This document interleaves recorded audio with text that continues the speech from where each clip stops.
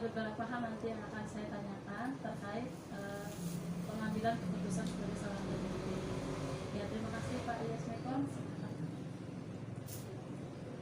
Ya, oke, Bu Rinda selaku guru bahasa Inggris di sekolah SMP Negeri Surabaya yang sedang melakukan wawancara untuk mengambil penggerak angkatan 7. Silakan Bu, ada yang bisa saya bantu? Ya, yang pertama, selama ini bagaimana Bapak dapat mengidentifikasi kasus-kasus yang merupakan dilema etika atau tindakan? Ya, oke Bu, untuk pertanyaan yang pertama ini, dalam dilema etika kita perlu melakukan koordinasi dengan semua pihak, terutama komite sekolah dan juga guru-guru yang kita anggap senior dan bisa juga dengan wakil kepala sekolah untuk dapat menentukan nilai keadilan sesuai dengan aturan sekolah dan nilai empati sehingga mendapatkan keputusan yang baik untuk semua pihak. Karena ini di sini dilema etika ya, jadi memang agak susah. Tapi kita perlu adanya keadilan, itu saja. Baik Pak, berikutnya, selama ini bagaimana Bapak menjalankan pengambilan keputusan di sekolah Bapak, terutama untuk kasus-kasus di mana ada dua kepentingan yang sama-sama benar atau sama-sama mengandung nilai kebajikan? Ya, itu mungkin agak sulit ya. Jadi pengambilan keputusan yang pertama tadi saya sudah sampaikan harus bersifat adil, tentunya untuk kebaikan bersama. Dalam kepentingan sekolah perlu menerapkan asas kekeluargaan, gotong royong, kemudian untuk mencapai sebuah tujuan. Jadi yang perlu saya ambil langkah dalam pengambilan sebuah keputusan ya, kita harus tetap bersifat adil sehingga dalam keputusannya nanti tidak berpihak kepada yang dan tidak merugikan kepada yang satu. Jadi sama-sama harus bersifat adil. Pertanyaan ketiga, langkah-langkah atau prosedur seperti apa yang biasa Bapak lakukan selama ini? Untuk langkah-langkahnya dalam pengambilan sebuah keputusan, yang pertama tadi masih ada kaitannya dengan poin 1, pertanyaan 1, yaitu tetap koordinasi dengan semua pihak yang ada di sekolah. Kemudian mengenali nilai-nilai yang saling bertentangan. Nah, kalau memang nanti kita bisa lanjut, jadi menentukan siapa saja yang terlibat. Kemudian kita bisa mengumpulkan fakta-fakta yang relevan. Nah, baru kita ambil sebuah keputusan. Yang keempat Pak, hal-hal apa saja yang selama ini Bapak anggap efektif dalam pengambilan keputusan pada kasus-kasus dilema etika? Ya. Dalam kasus dilema etika ini yang paling efektif ya tentunya di sekolah kita ya. Jadi yang pertama tadi tetap kita koordinasi dengan semua pihak yang kita anggap bisa memberi masukan dan saran. Kemudian yang kedua tadi mengumpulkan fakta-fakta yang relevan. Kemudian kita melakukan investigasi untuk membuat sebuah keputusan dan kita refleksikan. Mungkin itu langkah-langkahnya. Ini berikutnya Pak, apakah Bapak memiliki sebuah tata kelola atau jadwal tertentu dalam sebuah penyelesaian kasus dilema etika, atau langsung Bapak menyelesaikan di tempat? Untuk tata kelola mungkin secara jadwal itu tidak terjadwal ya. Cuman kita bisa melakukan sesuai dengan situasi dan kondisinya. Ya pastinya tidak bertentangan terhadap sifat yang harus memiliki keadilan, kemudian toleransi dan kebenaran serta harus bisa dipertanggungjawabkan. Mungkin itu ya. Jadi tidak ada di sini untuk semacam penjadwalan itu tidak ada.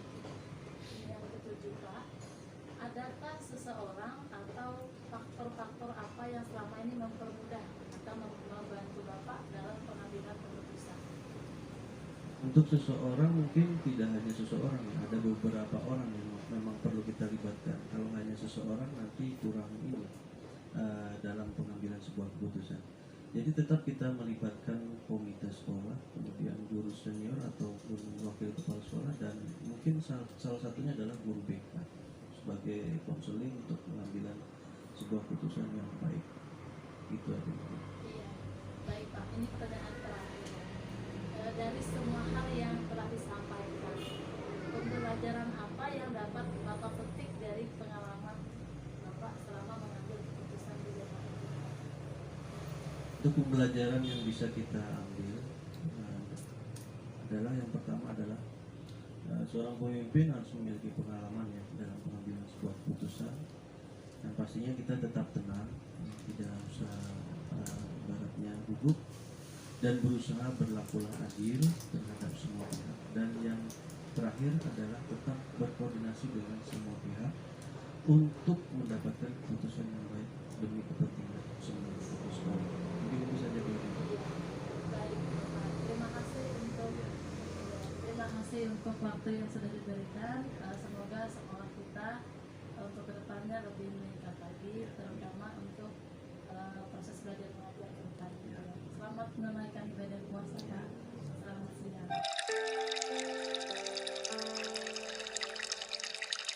Selamat siang, Pak Hudas. Ya, selamat siang, Bu. Iya, mohon minta bantu menyisihkan waktu untuk saya sebentar ya, Pak. Ya, baik. Baik, Ya, boleh. begini Pak, saya mau bincang-bincang sedikit untuk bagaimana untuk pengambilan keputusan sebagai seorang pemimpin pembelajaran, khususnya di sekolah yang Bapak pimpin. Iya, ya. Ya, ada beberapa pertanyaan dari saya, Pak. Ya, boleh, boleh. Iya, yang pertama adalah selama ini bagaimana Bapak dapat mengidentifikasi kasus-kasus yang merupakan dilema etika atau bujukan moral. Oh iya, ya, untuk mengidentifikasi itu ya. Iya. Sebetulnya dalam kegiatan di sekolah itu kita bisa mengidentifikasi itu. Jika sebuah kejadian itu kan ada sifatnya kontradiktif ya. Kontradiktif, ketidaksejalanan antara peraturan legal formal dengan yang terjadi di lapangan. Dari hal-hal yang seperti itulah kita bisa mengetahui bahwa ini adalah keputusan yang sifatnya dilema ITK ya, dilema ITK. Dari situ diawalinya kan kelihatan dalam keseharian. Biasanya seperti itu ya. Ya banyak sih contohnya kegiatan-kegiatan kalau di sekolah, tapi untuk mengidentifikasinya itu aja. Misal begini, bahwa ketentuan dalam aturan itu misal masuk itu jam 7. Kok ini guru masuknya jam 7.30 terus, kan bisa seperti itu. Kok ini kenapa bisa jadi seperti itu, kan dilema buat kita. Kita taunya setelah kita teliti misalnya ternyata ngasuh anaknya dulu, nitipin dulu anaknya dan lain banyak. Jadi dari kasus-kasus yang seperti itu bisa kita identifikasi. Ya, gitu. Iya, dan berikutnya ya Pak Ya.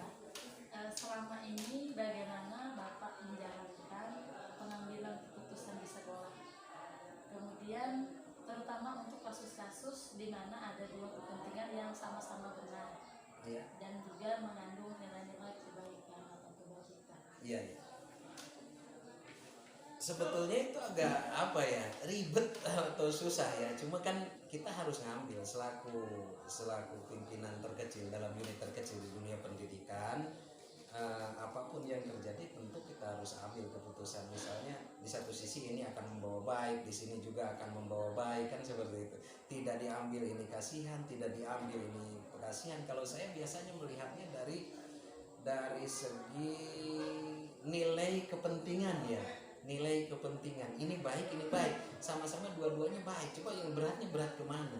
Sebutlah kita di sekolah, seorang guru, tugas utama guru adalah mengajar lah, anggapkan seperti itu di sekolah. Berarti ini nilai baiknya lebih tinggi dibandingkan dengan keperluan mereka misalnya untuk urusannya pribadi. Tapi pribadi pun kita lihat lagi. Contoh kasus misalnya ada di sekolah ini guru berapa 1 bulan, udah mau 2 bulan ini nih nggak bisa masuk. Kenapa? Karena suaminya dirawat di rumah sakit, kan seperti itu. Dirawat di rumah sakit sebulan, kemarin di Palangka cuma masuk sehari memaksakan ke sini, lalu suaminya dirujuk lagi ke Banjarmasin, sampai detik ini belum bisa masuk juga. Kan itu dilema. Kalau kita jangan nunggu gitu kan seperti itu. Kasihan juga, sementara di satu sisi kan kita tugas guru ngajar tadi, nggak mengajar kan seperti itu. Gimana ceritanya? Semuanya baik, tapi tadi dilihat dari nilai kebaikannya dulu lah. Tapi saya selalu melihat bahwa tugas guru adalah mengajar, itu aja dulu, baru nanti keperluannya seperti apa, kan seperti itu Bu ya. Iya, berikutnya Pak yang saya tanyakan adalah langkah-langkah atau prosedur seperti apa yang biasanya Bapak lakukan selama ini? Iya. Prosedur untuk ngambil keputusan itu Bu ya. Iya. Yang pertama mungkin kan tadi mengidentifikasi bahwa ada permasalahan yang bertolak belakang antara legal formal, antara aturan yang ada dengan kenyataan real di lapangan. Kan itu aja dulu. Berarti itu yang harus dilihat. Oh ini nih, ini bahaya, ini harus yang ngajar tapi izin kemana kemari kita lihat. Kemudian yang kedua otomatis kita harus apa ya, mengumpulkan data atau fakta dari kasus itu. Misalnya begini, si A, guru A izin tidak masuk kerja, harusnya dia ada jam pelajaran tapi dia tidak masuk kerja, alasannya misalnya kepentingan keluarga. Contoh misalnya ada guru yang mau nikah nih, saya tidak bisa masuk Pak besok karena saya mau fitting baju misalnya. Ini bener nggak nih orang nih mau fitting baju atau bukan? Jangan-jangan mau main-main saja, jangan-jangan hanya sekedar mau main kesampit lah kalau di kita kan seperti. Nah fakta lapangan harus kita cari, bener nggak nih? Nah, kalau memang ya kan, langkah selanjutnya kita pertimbangkan, analisis lagi. Ini aturan mainnya ini nabrak nggak nih dengan aturan yang ada di sekolah? Jangan-jangan ini melahirkan sanksi, kan seperti itu. Kalau misalnya tidak melahirkan sanksi, oke, kan izinkan. Kalau sekiranya melahirkan sanksi ya jangan, kan seperti itu. Jadi langkah-langkah cuma ya tadi kita nanti kalau misalnya kamu jangan, kalau contohnya yang kayak tadi misalnya fitting baju kan tidak menyalahi aturan saya kira, karena orang mau nikah. Tinggal strategi kita dari pihak sekolah, khususnya kepala sekolah, bagaimana mengambil keputusan itu agar dia tetap bisa ngajar, kemudian fitting bajunya pun bisa dilakukan. Yang penting datanya sudah benar bahwa dia itu benar-benar mau berangkat ke sana, kan gitu Bu ya. Iya. Kira-kira begitu.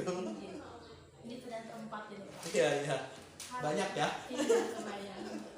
Hal-hal apa saja yang selama ini Bapak anggap efektif dalam pengambilan keputusan pada kasus dilema etika? Apa ya, hal-hal yang paling efektif ya. Iya. Yang paling efektif ya tadi yang cukup efektif untuk mengatasi itu. Satu, harus ada aturan yang jelas. Efektif itu harus ada aturan yang jelas, itu harus ada. Andaikan misal gini,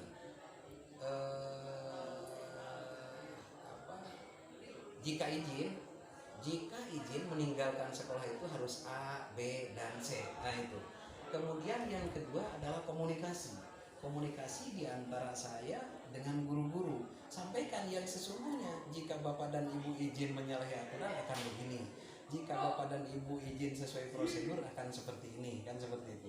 Jadi intinya aturan dan komunikasi Bu, kalau yang efektif itu gitu. Karena tanpa komunikasi nanti guru ada dusta di antara kita dengan guru, ada dusta, celaka nanti kita. Ya aduh, ini kepala sekolah ini otoriter padahal saya kepentingannya ini. Karena ini sama-sama penting ya, dari sudut pandang guru, dari sudut pandang kita selaku kepala sekolah ya pentingnya ngajar lah Bu. Tapi kan tidak demikian. Ada batasan toleransi khusus yang harus kita berikan ke mereka. Itulah pentingnya komunikasi. Itulah pentingnya aturan atau tata tertib secara legal, secara formal yang diketahui oleh semua orang. Sehingga kita tidak terlalu banyak bicara misalnya, oh Bapak dan Ibu kalau izin jangan begini ya, nanti begini. Kalau guru nanya, aturan dari mana Pak? Kita gigit jari kalau begitu Bu. Tapi kalau aturan nih Bu nih, kalau izin begini ya, nanti kalau Ibu izin 2 hari tapi jadi 3 hari, nanti kena surat peringatan ya, atau teguran keras ya, atau apa dan lain-lain. Itu harus ada yang seperti itu, harus jelas. Ya. Baru itu akan efektif. Kalau tanpa itu nggak bakal. Nanti diakali oleh orang. diakali.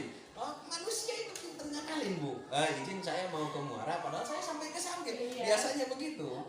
Nah, makanya bikin aturan. Loh, kalau izin ke Muara ketahuan ke Sampit, surat teguran keras. Orang takut kalau begitu, baru efektif. Ya, kan gitu ya. Benar. Iya, berikutnya yang kelima ini Pak. Iya. Pertanyaan saya. Hal-hal apa saja yang selama ini merupakan tantangan dalam pengambilan keputusan pada kasus-kasus dilema etika? Ya. Tantangan itu sebetulnya lebih cenderung ke pribadi ya. Perang diri, perang batin selaku kepala sekolah. Kalau dengan internal sesama guru, kalau saya dengan yayasan nggak ada masalah. Karena ya inilah dunia kerja, inilah yang harus kita lakukan, inilah aturan mainnya. Kalau memang tidak mau ikut aturan mainnya, ya mundur, kan tinggal begitu ya. Kalau urusan hubungannya personal atau horizontal antara kita dengan guru. Tapi yang menjadi lebih masalah kan yang pahit itu hati, Bu, batin kita, nurani kita. Di satu sisi seorang kepala sekolah itu menyandang predikat manajerial sekolah, dari mulai kegiatan sampai kepada aturan.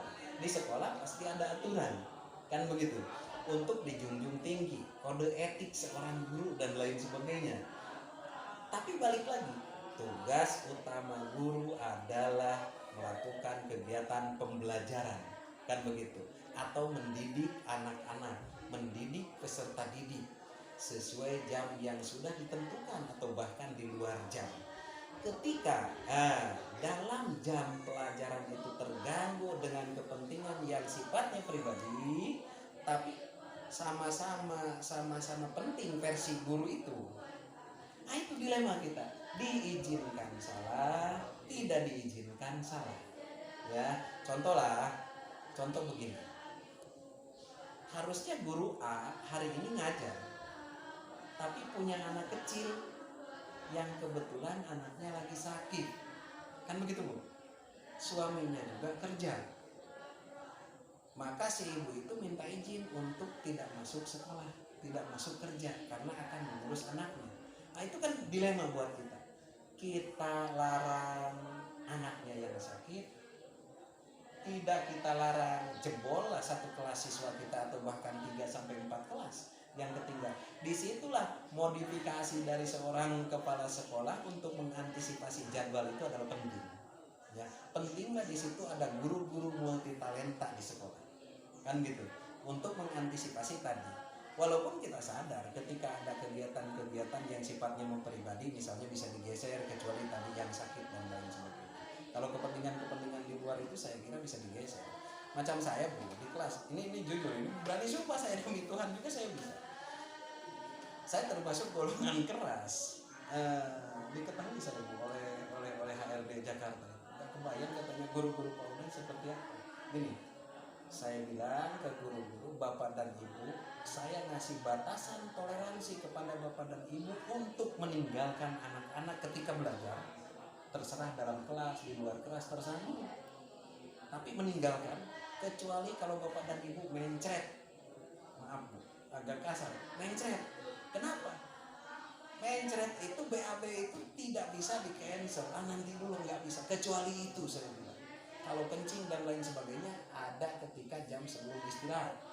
Ketika jam istirahat. Kenyang-kenyangkanlah di jam itu. Ketika makan kenyang-kenyangkanlah di jam itu. Tapi Bapak dan Ibu nitip jangan sampai meninggalkan anak ketika melakukan pembelajaran. Mau di lapangan, mau di kelas. Ini real, Bu. Kenapa? Karena dampaknya terlalu luas. Berapa kasus di Indonesia ini, ya, di beberapa tempat, nggak perlu disebutkan namanya, takut nyampe nanti ke Jakarta ini berita. Kan, ketika guru tidak berada di kelas, nah judulnya kan gitu berita. Anak berantem di kelas sampai bonyoklah kepalanya sampai ini. Padahal itu masih SD. Padahal kelasnya ada di samping kantor guru. Pertanyaan, kemana selama ini gurunya? Berarti ketika kita mengajar, baik di dalam kelas, di luar ruangan kelas, anak itu tidak boleh ditinggalkan, tetap harus dalam pantauan. Saya terapkan, kecuali Bapak dan Ibu mencret, baru saya izinkan untuk meninggalkan siswa, dan itu harus wali murid. Selebihnya tidak boleh. Bagaimana guru kalau tidak masuk ada piket, kan begitu ya. Jadi ya kira-kira lah seperti itu untuk untuk efektivitasnya sebuah kegiatan. Itu yang saya terapkan. Memang cenderungnya lebih kepada kasar ya, lebih keras mungkin. Versi guru itu kalau tidak terbiasa itu keras, tapi guru akan merasakan enaknya ketika mereka keluar kemudian masuk di sebuah sekolah-sekolah yang bonafit, sekolah-sekolah yang cukup disiplin, baru nanti akan merasakan. Dan seperti itu Bu. Ini berikutnya ya. Ya. Apakah Bapak memiliki sebuah tata kelola atau jadwal tertentu dalam sebuah penyelesaian kasus dilema etika? Iya. Kalau tata kelola atau jadwal tidak punya, karena itu sifatnya kan itu tentatif ya. Ketika ada kasus langsung sifatnya langsung, ketika tentatif ya. Tapi kalau tata tertib, aturan main tentang guru ada ya, aturan main. Kan itu lahir, dilema etika itu lahir ketika antara aturan atau tata tertib yang sifatnya legal formal akan ditabrak dengan kepentingan pribadi si guru itu yang tidak sesuai dengan aturan ini, baru itu akan ada kasus dilema etika tadi. Jadi tidak punya jadwalnya hari apa dan lain sebagainya, saya tidak melakukan itu. Tapi kalau aturan tentang guru, aturan izin, aturan cuti, aturan apa dan lain sebagainya itu ada. Berarti langsung menyelesaikan di tempat. Langsung ketika ada kasus secepat mungkin kita selesaikan itu ya. Contoh aja misalnya sekarang ada yang mau nikah di luar jam dari liburan ini, berarti itu harus disepakati. Masa kita harus cancel nikah? Tapi kan alangkah baiknya ketika mau nikah itu lihatlah jadwalnya, jadwal ketika liburan, jangan di luar liburan seperti itu pentingnya. Iya. Ya penting kita sadar diri itu sih penting sih. Iya. Ini berikutnya nih Pak. Ya. Adakah seseorang atau faktor-faktor apa yang selama ini mempermudah atau membantu Bapak dalam pengambilan keputusan? Ya sebetulnya banyak ya. Kebetulan kan kami itu di swasta ya. Kebetulan di swasta berarti peran yayasan atau HRD lah, di sini disebutnya HRD yang di pusat itu ya cukup membantu untuk mengambil keputusan. Kenapa? Keputusan kita buat sendiri di sini, kira-kira begini nih, ini arus kasihnya seperti ini nih, opsi kita coba kita ajukan ke yayasan, ya atau enggak yayasan, kan seperti itu. Jadi kalau ditanya ada enggak orang atau apa segala, ada ya. Dalam hal ini adalah pihak yayasan sebagai pihak konsultasi kita dalam menentukan sebuah kebijakan. Berikutnya, dari semua hal yang telah disampaikan, pembelajaran apa yang dapat Bapak petik dari pengalaman Bapak mengambil keputusan di daerah? Satu, keputusannya atau hal yang penting yang bisa kita peroleh, satu, itu dalam sebuah institusi apapun namanya, karena kita bicara sekolah ya, harus ada aturan main yang jelas. Itu tanpa ada aturan main yang jelas, dilema etikanya nanti semuanya begini. Saya misalnya jadi guru hari ini izin meninggalkan kelas, tidak diapa-apain oleh kepala sekolah. Besok si B izin lagi tapi diapa-apain kepala sekolah karena aturannya tidak jelas. Sehingga di situ dilema etikanya pun akan menjadi semu, penilaiannya akan jadi semu, jadi kurang nggak bakal rampung. Akhirnya jadi ada kecemburuan sosial dan lain sebagainya. Jadi kata kuncinya satu, harus ada peraturan atau aturan main yang legal formal, dilegalkan. Kalau negeri mungkin oleh dinas, kalau swasta oleh yayasan, yang disepakati bersama di sekolah, diketahui oleh komite dan lain sebagainya untuk mengatur lalu lintas guru tadi, ruang gerak guru itu. Kemudian yang kedua, kita selaku guru harus punya sadar diri tentang peran dan fungsi kita sebagai guru. Peran utama kita itu apa sih? Mendidik anak orang, ini titipan ini, mendidik anak orang ini, anak bangsa ini. Berarti nilai itulah yang harus kita utamakan, mendidik anak orang dulu. Bila perlu kita korbankan anak sendiri, bila perlu, ya, karena tugas kita di situ, priuk kita di situ. Jangan menganggap kita yang penting dapat gaji bulanan, ya jangan sudah. Kalau di sekolah sudah ada yang seperti itu. Yang penting setiap tanggal sekian kita gajian, bodo amat lah, ngajar mah tugas aja. Celaka kalau sudah begitu. Yang tadi saya sampaikan, dimanapun melakukan pembelajaran di dalam ruangan atau di luar ruangan, guru tidak boleh meninggalkan itu. Ya, nah, di sini pentingnya. Jadi harus ada perasaan tanggung jawab, sadar diri peran saya itu ini. Kemudian apa ya? Disiplin otomatis, tanggung jawab, sadar diri, disiplin itu nilai-nilai penting yang harus dimiliki oleh guru, kan begitu. Kemudian kalau tanpa adanya disiplin, nanti masalah perizinan, kan ini berbicaranya begitu. Masalah ada anak yang tidak mengumpulkan tugas waktu daring karena tidak punya HP dan lain sebagainya, nanti akan diabaikan kalau gurunya tidak disiplin. Kenapa kita semua itu perlu bertanggung jawab, perlu disiplin, perlu sadar terhadap peran dan fungsi. Itu memudahkan seorang leader, seorang kepala sekolah, ya, untuk membuat sebuah keputusan yang jitu dalam dilema etika ini. Karena tadi memadukan dua sisi yang sangat kontradiktif, saya lihatnya begitu. Dua sisi yang sangat kontradiktif antara peraturan dengan real di lapangan bukan hal yang mudah untuk seorang kepala sekolah. Jika kita terlalu pro dengan hal yang legal formal, aturan sekolah, nanti bisa dibenci kita. Bukan takut dibenci, tapi kalau lama-lama dibenci kita jengkel juga. Kita nanti akan memberikan penilaian subjektif kepada guru. Ketemu dengan kita cemberut, subjektif nanti kita. Pasti begitu.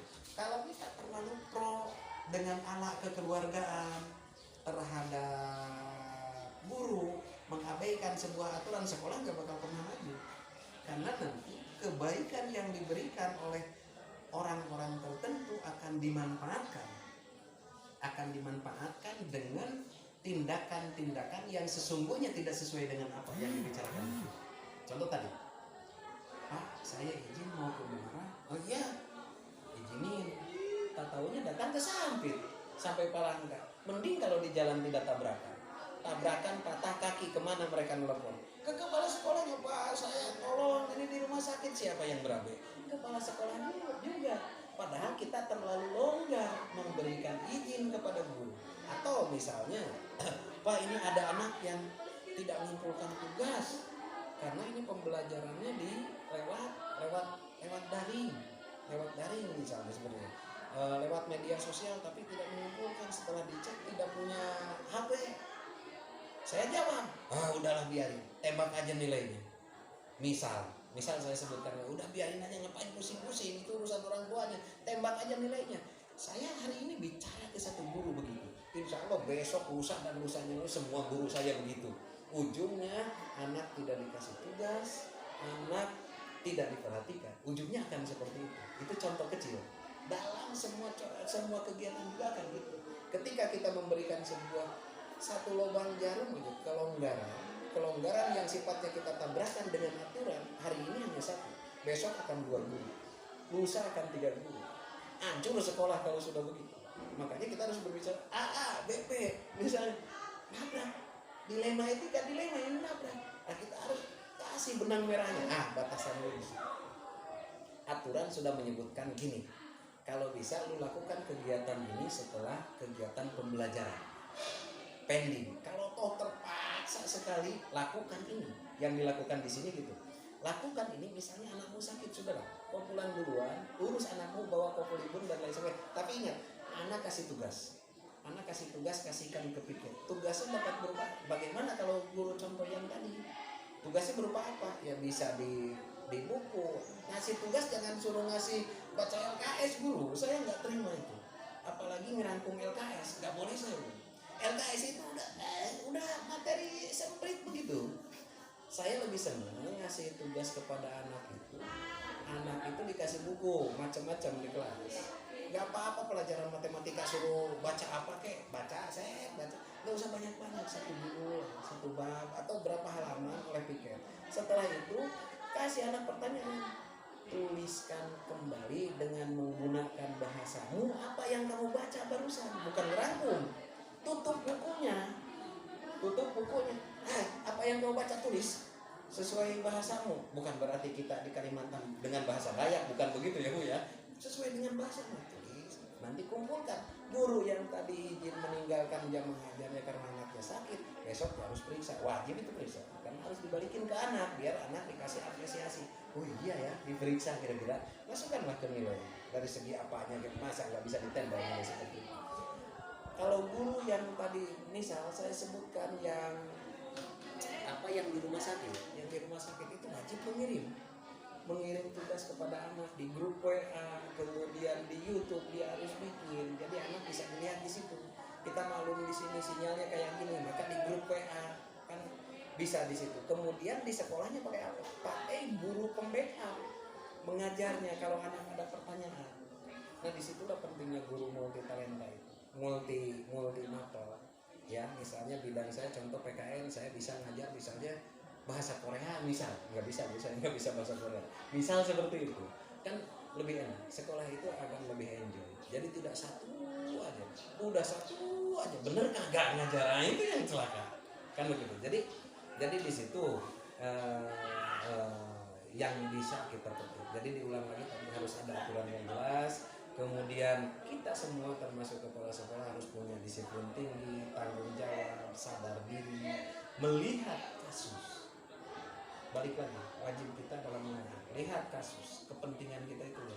Usahakan dilakukan itu di luar jam pembelajaran.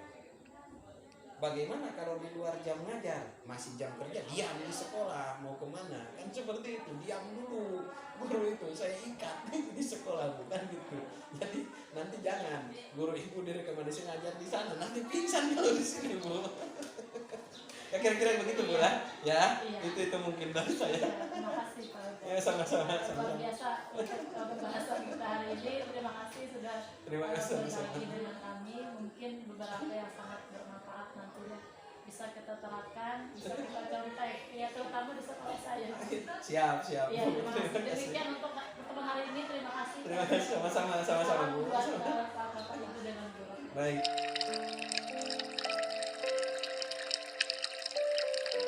Siang Pak Pandra. Selamat siang. Iya, terima kasih. Saya minta waktu sebentar Pak untuk bincang-bincang ringan dengan saya. Ada beberapa hal yang mungkin saya akan minta bantuan Bapak untuk menjawab beberapa pertanyaan dari saya. Iya, begini Pak Pandra, tujuan saya adalah mewawancara Bapak atau memberi beberapa pertanyaan. Di sini ada 8 pertanyaan. Silakan Bapak memberi jawaban itu yang benar-benar yang ada di lingkungan sekolah saja, jadi tidak terlalu membuat berat untuk menjawabnya. Silakan santai aja Pak ya. Oke. Iya, terima kasih. Siap. Iya, yang pertama seperti ini Pak. Selama ini bagaimana Bapak dapat mengidentifikasi kasus-kasus yang merupakan dilema etika atau bujukan moral? Mengidentifikasi kasus-kasus yang berkaitan dengan Dilema dilema etika dan bujukan moral. atau bujukan dan bujukan moral. Iya. Baik, selama saya memimpin di sekolah ini tentu mengalami banyak dinamika. Jadi termasuk pengambilan keputusan itu menjadi wewenang kami sebagai seorang pimpinan di sekolah ini. Tidak hanya di sekolah tetapi di luar wilayah kerja manapun pemimpin memiliki kapasitas sebagai penentu kebijakan. Kadang-kadang kita dipersulit atau dijumpai dengan beberapa pilihan-pilihan yang agak sulit. Ya, dalam praktik lapangan kita menjumpai itu tidak hanya 1, 2 tapi banyak sekali. Ya, 1, 2 masalah-masalah kecil itu sangat luar biasa, banyak sekali. Jadi ada 2 pilihan yang itu sama-sama benar dan mana yang harus kita dulukan. Jadi banyak memang kita jumpai hal seperti itu, dan ya saya yakin siapapun pemimpin itu pasti menjumpai hal seperti itu.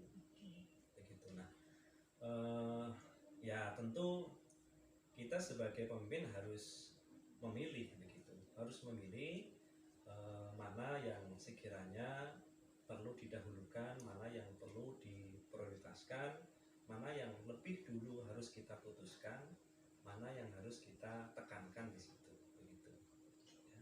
Iya, ini berikutnya nih Pak. selama ini bagaimana Bapak menjalankan pengambilan keputusan di sekolah Bapak, terutama untuk kasus-kasus di mana ada dua kepentingan yang sama-sama benar atau sama-sama mengandung nilai kebaikan. Ya. Bagaimana cara menentukan manakala ada dua pilihan yang mungkin agak sulit itu kita putuskan.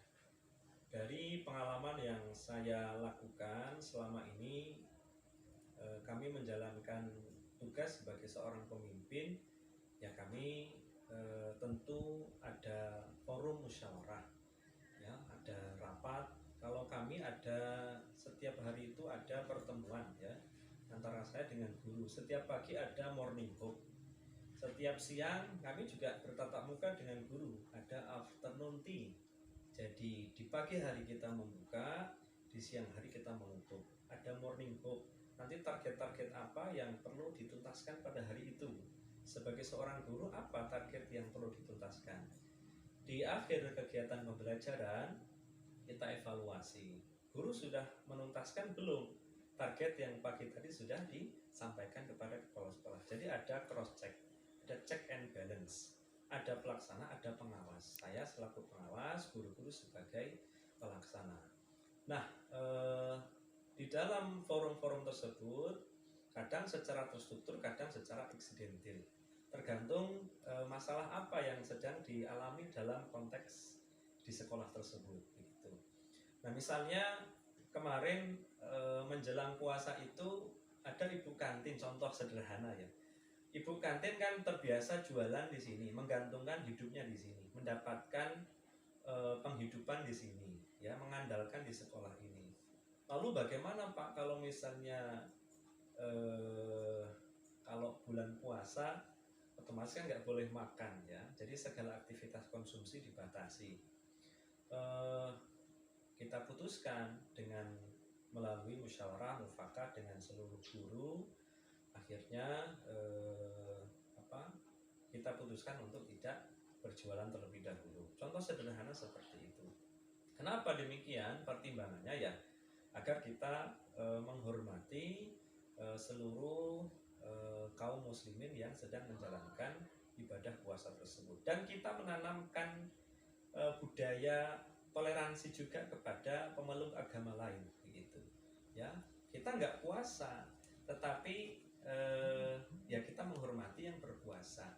Kita sebagai penyelenggara sekolah menutup akses ke sana agar anak-anak tidak cenderung membeli sesuatu di kantin, kan begitu. Namanya saja anak-anak kecil kita di sini, Bu. Jadi kadang-kadang kita sudah menyampaikan peraturan A, peraturan B dan lain sebagainya, tapi yang namanya anak kecil, walaupun sudah disampaikan dan berulang kali, tetap saja anak itu mengulangi seperti itu terus ya. Dan banyak sekali hal-hal kecil lain yang terjadi di antara kita, dan tentunya kami melibatkan seluruh stakeholder yang ada di sekolah ini. Tidak mungkin saya memutuskan itu dari saya sendiri. Iya. Ini berikutnya ini Pak. Selama ini bagaimana Bapak menjalankan ini yang kedua ya. Yang ketiga begini. Langkah-langkah atau prosedur seperti apa yang biasa Bapak lakukan selama ini? Untuk langkah-langkah prosedur ya seperti yang sudah saya sampaikan tadi, secara formal kita adakan rapat apabila kita jumpai masalah di lapangan seperti itu. Kita juga sebagai pemimpin tidak menafikan ada second opinion gitu ya, jadi ada pendapat kedua, pendapat ketiga. Kadang-kadang kita memutuskan ini yang benar yang mana, ini kita menimbang-nimbang ini yang bagus yang mana dulu yang harus kita kerjakan gitu. Ini sama-sama perlu didahulukan kan, kadang-kadang seperti itu. Jadi kita menggunakan intuisi kita sebagai seorang pemimpin, kadang-kadang seperti itu. Yang kedua kita menganalisa begitu, menganalisa ini masalahnya nanti seperti apa, akan jadi seperti apa kalau saya memecahkan seperti ini, solusi dari saya itu nanti akan seperti apa. Nah, setelah kita mendapatkan rancangan solusi, kemudian kita bawa ke forum diskusi, mendapatkan konfirmasi. Itulah yang kemudian kami sebut sebagai second opinion. Di satu sisi dia menguatkan, di satu sisi dia memberikan pendapat yang lain, kan seperti itu. Kadang-kadang juga pendapat dari guru, kemudian intuisi dari kami, kita tahan dulu sejenak, ya, kita undur sampai beberapa hari, misalnya 1 hari atau 2 hari untuk merenunginya. Ini keputusan yang akan saya ambil ini sudah tepat atau belum, begitu kan? Kadang-kadang saya diskusi dengan keluarga, dengan istri. Memang tidak saya pungkiri, istri itu sebagai partner hidup saya terbaik mungkin. Jadi apa yang tidak saya bisa putuskan di sekolah, saya bawa ke rumah, kadang-kadang ketemu problem solvingnya. Nah seperti itu. Itu mungkin nggak apa, Iya. nggak formal, tapi itulah mekanisme tahapan cara yang sering saya lakukan di sini. Seperti itu. Iya, ini yang keempat ini Pak. Oke. Hal-hal apa saja yang selama ini Bapak anggap efektif dalam pengambilan keputusan pada kasus-kasus dilema etika? Ya, terima kasih. Pertanyaan selanjutnya barangkali ini berkaitan dengan masalah menyangkut agama begitu. Karena saya sebagai muslim ya, sebagai muslim, dan saya ingin menjalankannya sebagai muslim yang taat, dan segala hal yang menyangkut kehidupan saya semua saya libatkan Tuhan begitu dalam hidup saya. Jadi berdoa, kemudian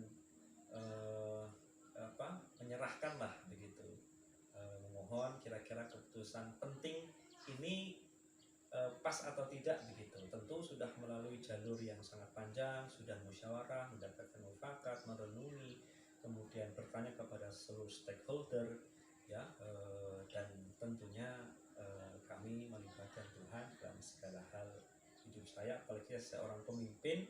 Apabila salah keputusan yang saya ambil tentu akan berdampak sangat luas sekali. Saya kira begitu. Iya. Ini yang kelima ini Pak. Okay. Hal-hal apa saja yang selama ini merupakan tantangan dalam pengambilan keputusan pada kasus-kasus dilema etika? Tantangan. Tantangan dalam dilema itu ya tidak sedikit juga ya. Tantangan dalam proses penentuan sikap, dalam proses penentuan keputusan itu tak jarang kita jumpai dan tidak sedikit yang kita jumpai. Kadang-kadang ada cross culture begitu, kadang-kadang ada perbedaan budaya, kemudian perbedaan pemahaman, perbedaan prinsip begitu, kadang-kadang sering terjadi. Contoh misalnya kita melihat satu sisi objek musyawarah dengan guru, kadang-kadang guru bisa keras berpendapat atau berseberangan jauh misalnya pendapatnya. Tapi kita sebagai seorang pemimpin mestinya bisa mengakomodir itu ya. Karena kita sebagai seorang pemimpin harus bisa mengayomi lah begitu. Bukan kemudian kita memaksakan pendapat kita, prinsip kita kepada orang lain, tidak. Tetapi kita mengakomodir semua kepentingan yang ada, kita mengakomodir, mengayomi semua pendapat-pendapat maupun gagasan orang lain. Kita rangkum menjadi satu sebuah narasi yang mudah-mudahan nanti bisa diterima begitu. Kita olah, kemudian kita sampaikan ulang kepada guru. Jadi ini tugas sebagai seorang pemimpin ya seperti itulah. Jadi menerima kritikan, menerima hujatan kadang-kadang seperti itu. Namanya saja pemimpin, khadimul ummah. Yang benarnya saja kadang-kadang dicari cacatnya, apalagi yang salah kita itu, aduh, habislah kita seperti itu. Ya tidak jarang itu terjadi ya. Kita di sini sudah berupaya keras semaksimal mungkin mencurahkan pikiran, tenaga, moral, material untuk kebaikan sekolah, untuk perbaikan sekolah, untuk kemajuan sekolah. Ya, waktu kita habis kasih untuk sekolah ya. Tapi kadang-kadang ada gangguan dari pihak lain ya. Tidak kita pungkiri, dari dalam sendiri pun kadang-kadang seperti itu. Ada yang tidak sesuai jalur, ada yang tidak mengikuti ritme kita begitu, kadang-kadang ada yang seperti itu. Itu tantangan yang menurut saya ya sering terjadi tapi bisa kita atasi. Saya kira seperti itu. Baik Pak. Pertanyaan yang keenam. Apakah Bapak memiliki sebuah tata kelola atau jadwal tertentu dalam sebuah penyelesaian kasus dilema etika? Ya. Untuk jadwal itu memang tidak berpatokan gitu, tidak berpatokan. Ada yang sifatnya eksidentil, ada yang sifatnya formil. Kalau formil ya kadang-kadang kita bertemu dalam konteks berapa kali dalam berapa waktu, misalnya seperti itu, seperti yang saya sampaikan tadi, ada pertemuan pagi, ada pertemuan siang, ada pertemuan pembuka, ada pertemuan penutup, dan kadang-kadang di tengah proses pembelajaran kita adakan pertemuan atau kita mengadakan pembinaan kepada guru-guru ya. Jadi pertemuan atau misalnya penyelesaian terhadap suatu masalah tertentu langsung kita tuntaskan ya. Jadi ada misalnya karena di sekolah ya ada anak yang nyun sewu, mungkin kita nggak boleh mengatakan anak nakal ya, nggak boleh, karena dalam ilmu psikologi nggak ada yang namanya nakal, cuman kita nggak tahu ini anak ini tuh kecenderungannya kemana kan begitu. Nah jadi dalam hal-hal tertentu guru kadang-kadang tidak bisa mengatasi anak yang kelakuannya, pola perilakunya itu melebihi batas kewajaran dari anak-anak lain. Ada yang suka usil, ada yang mukul, bahkan ada yang suka membuli dan seterusnya. Nah disitulah peran saya untuk masuk di sana gitu. Saya membantu guru sebagai mediator, sebagai fasilitator, sebagai problem solver gitu. Membantu mengatasi masalah ya. Nanti setelah itu nanti baru kita berikan refleksi di penutup tadi begitu. Jadi runtutannya seperti itu ya. Tetap kita kontrol terus, awasi terus. Misalnya guru juga nggak ngajar, misalnya kita cross check di kantor, kok ada banyak sekali guru di kantor, misalnya seperti itu. Cross check, kita cross check di jadwal pembelajaran, tetap kita kontrol semuanya. Oh, si Bapak A, Bapak B, Ibu A, Ibu B misalnya, kok jam sekian nggak ngajar begitu. Contoh kecil pun juga saya amati, saya cermati, saya teliti. Misalnya guru yang nggak pakai baju seragam pada hari itu, ini kenapa, masalahnya ada apa begitu. Bahkan yang tidak disetrika pun kadang-kadang saya komen begitu ya, sampai hal-hal terkecil. Karena contohnya misalnya ada guru yang tidak disetrika contoh baju, ini contoh sederhana. Karena siswa itu melihat kita sebagai contoh figur, jadi figur mereka itu ya guru yang dilihat saat itu, karena anak itu kan cenderung peniru, imitator begitu. Imitator ulung itu anak-anak kita begitu. Nah jadi hal-hal kecil seperti itu kadang-kadang saya penetrasi ke guru-guru, ke pendidik gitu. Karena pemberi teladan itu ya semua, baik ucapan, kemudian perilaku, kemudian apa yang kita kenakan, semuanya akan dicontoh oleh anak-anak kita. Jadi saya kira kurang lebih seperti itu jawabannya. Baik Pak, ini yang ketujuh. Oke. Adakah seseorang atau faktor-faktor apa yang selama ini mempermudah atau membantu Bapak dalam pengambilan keputusan dalam kasus-kasus dilema etika? Baik. Dalam menjalankan tugasnya, kami sebagai kepala sekolah dibantu beberapa wakil-wakil kepala sekolah begitu. Jadi untuk membagi job, membagi tugas, karena tugas kepala sekolah kan banyak sekali. Ada tugas administrasi, ada tugas banyaklah kesiswaan, kemudian ada urusan keagamaan, kemudian sarpras dan lain sebagainya. Jadi kita bagi ke wilayah-wilayah kerja masing-masing. Kita berikan tugas, kita berikan kepercayaan, kita kasih job desk-nya masing-masing begitu. Lalu kita arahkan sebagaimana tugas koridornya masing-masing begitu. Nah, kadang-kadang kita punya keinginan, punya harapan. Kalau merumuskan kegiatan rencana kan memang sudah dari awal tahun ajaran. Tapi dalam praktik hari-hari kadang-kadang ada yang kita mau dalam tanda petik begitu. Ada yang kurang nih misalnya. Atau misalnya ada masalah. Langsung kita bikin jalur penyelesaian masalahnya. Jadi kalau misalnya ada masalah mengenai yang menyangkut anak-anak, kita langsung larikan jalurnya ke wali kelas atau kesiswaan dan seterusnya. Kalau misalnya nggak bisa mengatasi, langsung saya turun tangan seperti itu. Kemudian urusan administrasi kurikulum dan seterusnya, itu sudah kita serahkan kepada wakil kepala sekolah urusan kurikulum. Jadi memang saya tidak bekerja sendiri di sini, ya. Jadi ada orang-orang di backstage saya, di balik panggung saya. Memang saya bukan pemeran utama sebenarnya. Saya ingin ajak mereka, ayo kita di atas panggung sama-sama, begitu. Ya, kita jadi pemeran utama bareng-bareng, begitu. Semua guru saya kasih job, tidak hanya mengajar, tapi ada tugas tambahan guru yang harus mereka kerjakan, begitu. Ya. Di satu sisi ada poin plus, di satu sisi kalau kita mengerjakan lebih daripada biasanya atau lebih dari orang lain atau lebih waktunya daripada orang lain, saya yakin mereka akan mendapatkan poin plus dan akan menuai hasilnya di suatu saat kelak. Tidak mungkin di sini, bisa jadi di suatu saat tempat. Kalau misalnya di tempat lain tidak, mungkin di tempat lainnya di akhirat atau di mana mungkin bisa menuai hasil tersebut. Saya kira mungkin seperti itu. Iya, luar biasa. Ini yang terakhir nih Pak. Dari semua hal yang tadi disampaikan, pembelajaran apa yang dapat Bapak petik dari pengalaman Bapak mengambil keputusan dilema etika?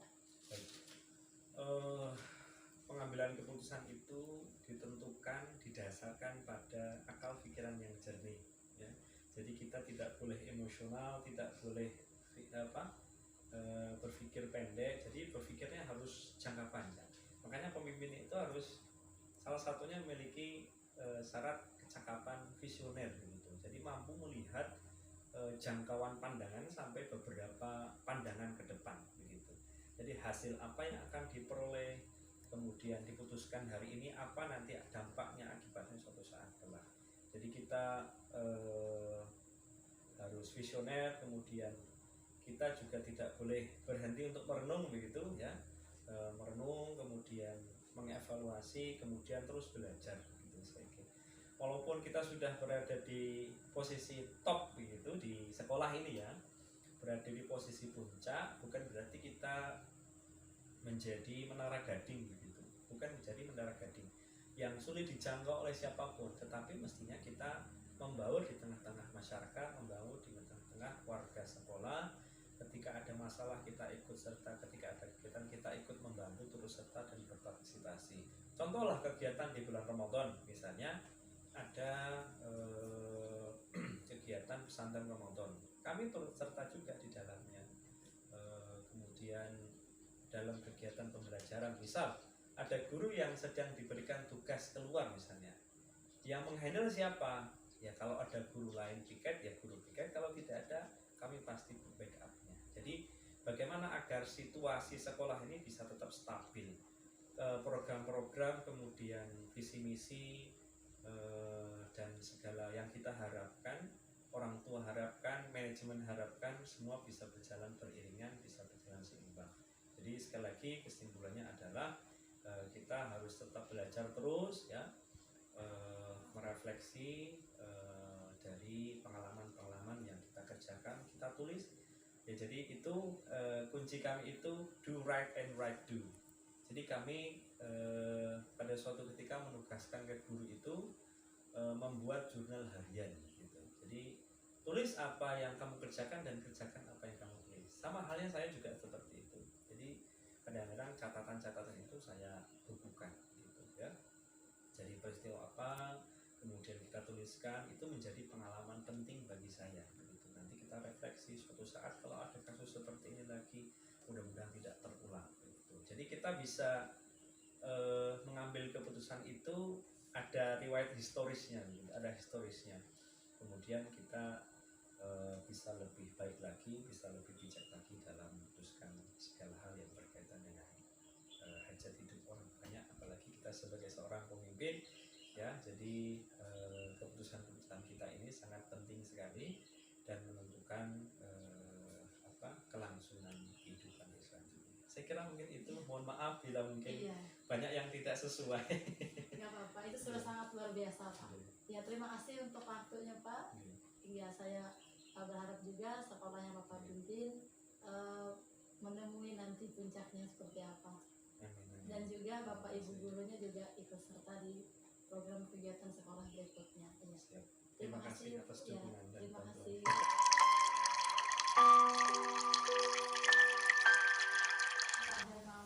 Selamat siang Bu. Iya, saya minta maaf, saya minta waktu sebentar Pak untuk bincang-bincang sedikit. Mungkin yang saya tanyakan nantinya menyangkut pengambilan keputusan sebagai seorang pemimpin. Nah, ada beberapa pertanyaan nantinya dan juga nanti Bapak bisa mengambil contoh yang ada di sekitar kita saja atau di lingkungan sekolah yang Bapak pimpin. Iya, yang pertama adalah selama ini bagaimana Bapak dapat mengidentifikasi kasus-kasus yang merupakan dilema etika atau bujukan moral.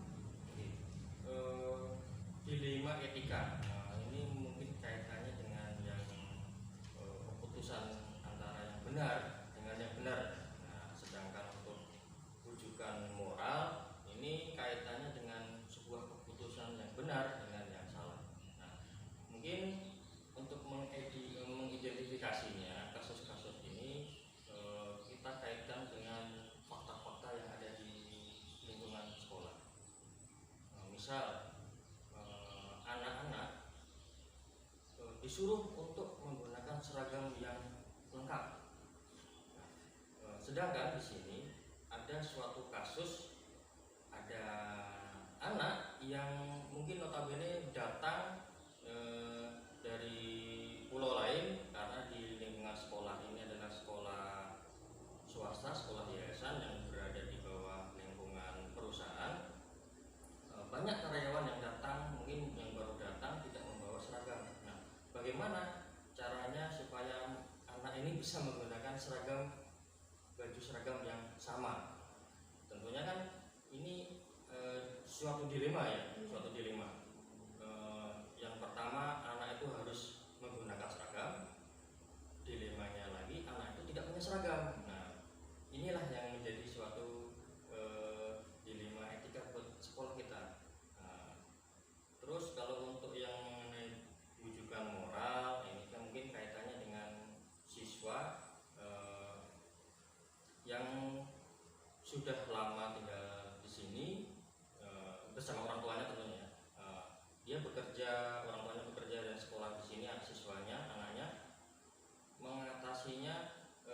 Ada anak yang ini tidak pernah masuk, ya, yang tidak pernah masuk, sedangkan orang tuanya masih di sini. Nah, inilah yang menjadi suatu rujukan moral yang bagi kami yang tidak enak lah ininya. Jadi teman-temannya masuk, tetapi satu anaknya tidak pernah masuk. Kenapa? Nah, ini yang membuat untuk mengidentifikasinya. Jadi faktanya seperti itu. Iya. Berikutnya seperti ini, Pak. Oke. Selama ini bagaimana Bapak menjalankan pengambilan keputusan di sekolah Bapak, terutama untuk kasus-kasus di mana ada dua kepentingan yang sama-sama benar atau sama-sama mengandung nilai kebajikan dan nilai kebaikan. Untuk menjalankan pengambilan keputusan, kita harus bekerja sama dengan rekan-rekan kerja yang lain, seperti dengan Bapak Ibu guru, mungkin dengan orang tua. Nah, kita hadirkan fakta yang terjadi di situ. Jadi untuk mengambil suatu kebijakan atau suatu keputusan ini kan tidak semena-mena dari saya sendiri, dari seorang pemimpin. Pasti ini ada kebijakan-kebijakan lain yang kita ambil atas keputusan bersama dengan dengan satu suara, ya, seperti itu. Baik. Dan ketiga, langkah-langkah atau prosedur seperti apa yang biasa Bapak lakukan selama ini? Nah, ini kaitannya dengan tadi ya, untuk Kasus dilema etika tadi ya, langkah-langkah atau prosedurnya mungkin tadi sudah kita bahas.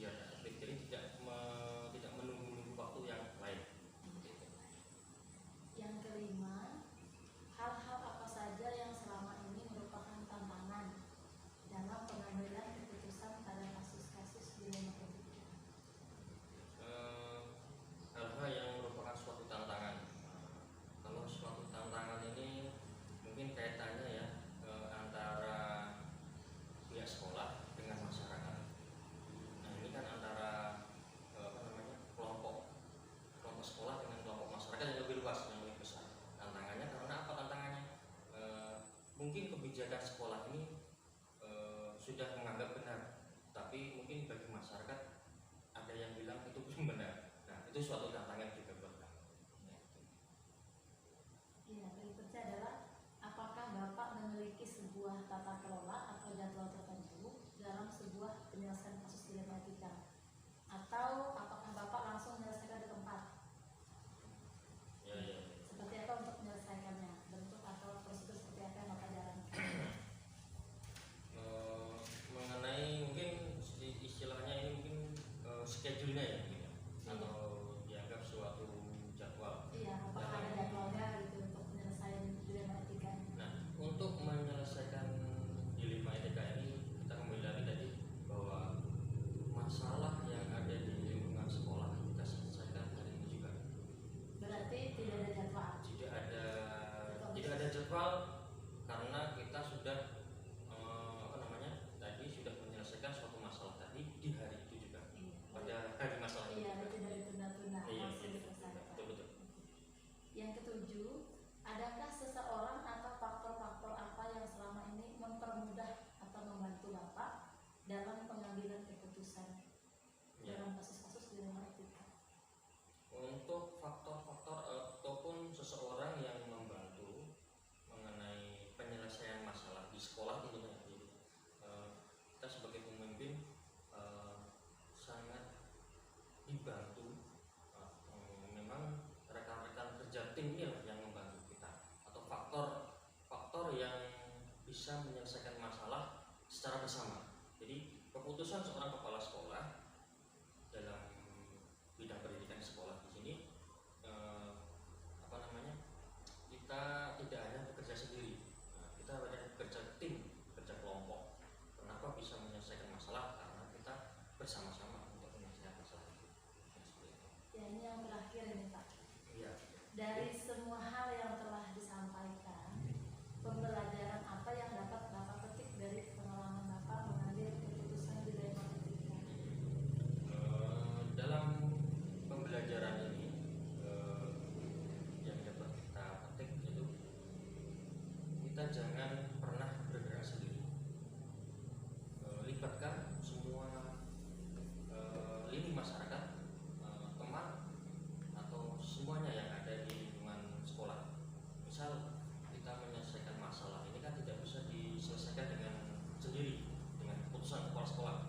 Nah, itu ada rekan tim yang namanya Bapak Ibu guru, tim penjaga sekolah, ada tim implasmen dan lingkungan sekitar seperti masyarakat atau yang lainnya. Dan di sini juga kita kan ada di sebuah perusahaan, di sebuah yayasan. Jadi kita juga meminta bantuan kepada mereka untuk menyelesaikan masalah yang notabene masalah ini sangat pelik atau sangat besar sekali bagi kami. Jadi seperti itulah, jangan sampai kita tidak pernah melibatkan pihak lain.